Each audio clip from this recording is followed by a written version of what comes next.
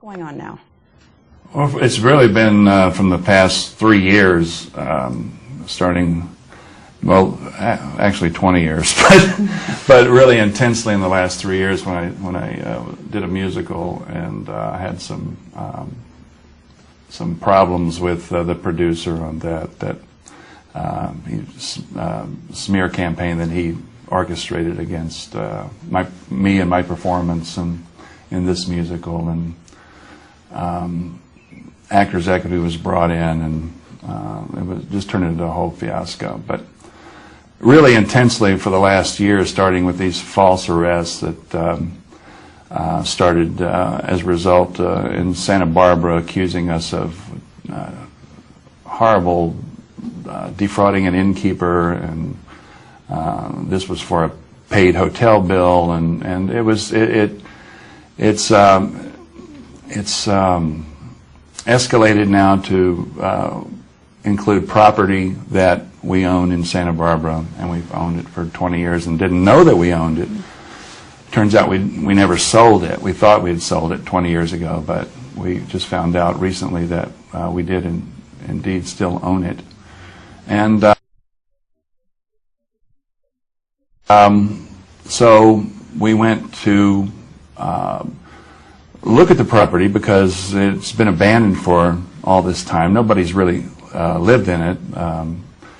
And we went there to just protect ourselves in case there was any liability. Liability that was that we could be held accountable for. And we got there, and the place was just run down. Our old outdoor furniture was just like thrown into the bushes, and there were. The place was a mess. The garden was dead, and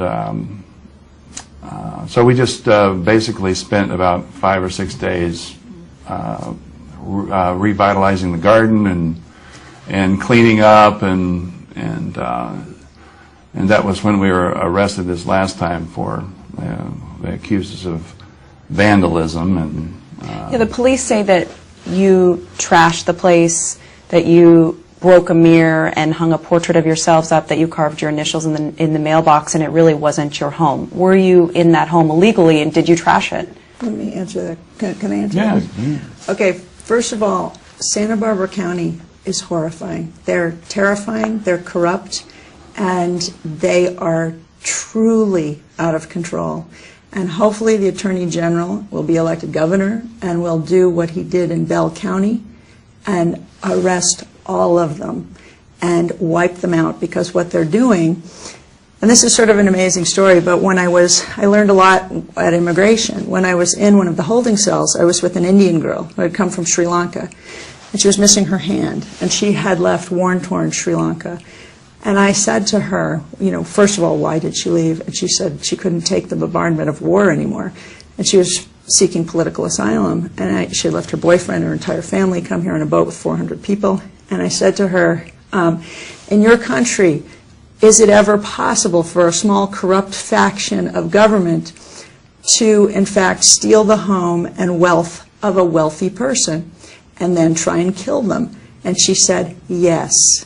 And I thought to her, well, I'm in a horrible position, but you're in a truly horrible position, but there are people who are in much more horrible positions. But I believe that in Santa Barbara County, that's what's happening. Michael Jackson's home is somehow being donated to the county. What about his children? What about his family?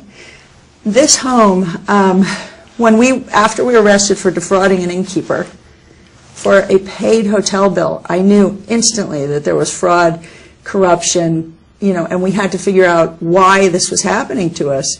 So immediately, and that was torturous. That was a horrifying experience. I mean, we've never been arrested. We've never done anything wrong, and we were married at the San Ysidro Ranch. Why would we ever do that? The bill was paid. The hotel didn't want us arrested.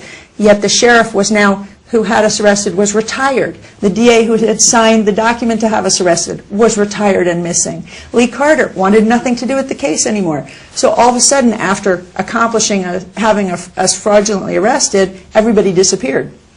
So I was intent on getting to the bottom of it. Do you feel like people are out to get you, possibly even murder you? Oh, definitely. Definitely, yes. Who?